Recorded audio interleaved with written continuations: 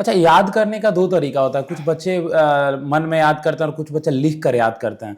याद करने का कौन सा तरीका ज्यादा ठीक है? लिख बोल कर याद करना या बोलने के बाद लिख कर याद करना? ये अलग अलग लोगों का तरीका है। कुछ लोग तो सिर्फ देखते हैं आंखों से और उनको याद रहता है। तो लेकिन मुझे वैसे याद नहीं होता। आप मुझे लिख कर याद करते थे? नहीं, मुझे बोलना भी पड़ता है और लिखना भी पड़ता है। मैंने दोनों तरीके अपनाए डिफरेंट डिफरेंट चीज़ों के लिए। हम्म। जैसे मैं बहुत बोल बोल के पढ़ा हूँ। मतलब हम्म। इवन मैं जहाँ पे रहता था, मेरे नीचे फ्लोर के लोग बोलते थे, मतलब आसपास के लोग बोलते थे कि आपकी आवाज़ आती रहती है। तो मैंने बोला कि नहीं ठीक है, कभी कभी पढ़ता हूँ। तो ओवरऑल जो है ना, ये चीज़ें कह सकते हैं कि ये आप पे डिपेंड करता है कि आपको कैसे याद होता है। अगर बोल के याद होता है, बोल के पढ़िए। और लिखने से ये होगा ना कि लिखने से होता है कि जो हमारी ज्ञानेंद्रिय है, आइज हो गई या फिर हाथ हो गया, स्किन हो गया, मतलब तो वो ना एक फील भी लेता है। बोलने से आपका कान सुनता है। तो चूंकि कोई भी चीज़ का स्मरण ना हमारे ज्ञानेंद्रिय ही करती है, तो मुझे ऐसा लगता था कि अगर बोलूँगा ना तो हमारा कान भी सुनेगा। चीज़ें तो आज आइज तो देख ही रही है, फिर अगर लिखूंगा तो वो ना कहीं जो है स्पर्श में भी रहेगा। तो चीज़ें याद होती है आपको। और बिल्कुल। एक बार में याद नहीं होगी। एक बार याद करिए, फिर जो है कुछ दिन के बाद दूसरी बार याद करिए। रिवीजन का क्या तरीका आपने अपनाया था जो बच्चे अपना कर एग्जाम निकाल सकते हैं? रिवीजन का मैंने ये तरीका अपनाया कि एक तो मैंने क्या किया, शॉर्ट नोट्स बनाए चीज़ों के। शॉर्ट नोट्स बनाने के अलावा हम्म। मैंने ये किया कि शॉर्ट नोट्स तो बना दिए।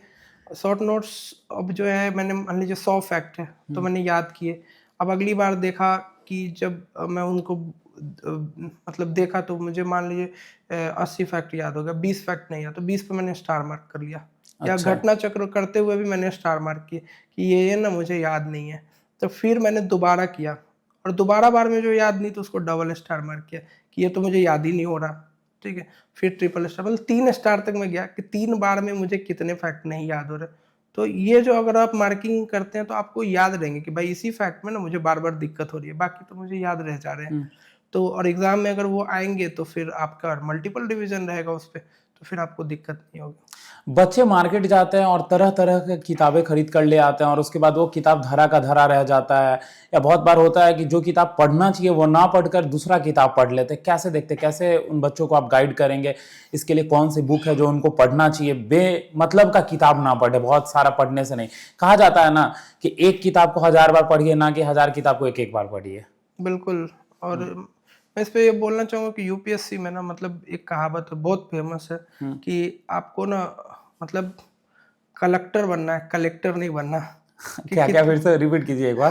कि आपको ना, मतलब कलेक्टर बनना है, हाँ। कलेक्टर नहीं बनना, बुक कलेक्टर नहीं बनना कि बुक लाए आप जमा करें। अच्छा, कलेक्टर नहीं, बुक कलेक्टर नहीं बनना है हाँ, ना? तो मतलब अगर आप बहुत सारा बुक रख लेंगे ना, सबसे पहले वो किताब हटा दीजिए अपने टेबल पे ना। जो 2-4 किताब है ना, उसी को रखिए। हम मैं तो हमेशा क्या कर, जितना कम किताब दिखता है ना उतना पढ़ने में अच्छा लगता है। हम्म। एक किताब रखिए, वो रूम सजाने का उतना जरूरत नहीं है कि आप 10 किताब कोई आ रहा है बाहर से देख हम्म। रहा है कि एनसीईआरटी भी पढ़ रहा है, ये भी पढ़ रहा है। आप जो शुरू से तैयारी करना चाह रहे हो वो उनके लिए तो है कि आप एक एनसीईआरटी पढ़ेंगे तो एक ही लेके आइए खरीद के, वो पढ़िए फिर दूसरा लेके आइएगा। तो इससे भी आपको जो है आसानी रहेगा, क्योंकि मेंटल प्रेशर बनता है बुक देखने से। आपको नहीं लगता होगा, लेकिन 10-15 बुक अगर आपके सामने रख दिया जाए तो आपके ऊपर मेंटल प्रेशर रहेगा कि इतना पढ़ना है।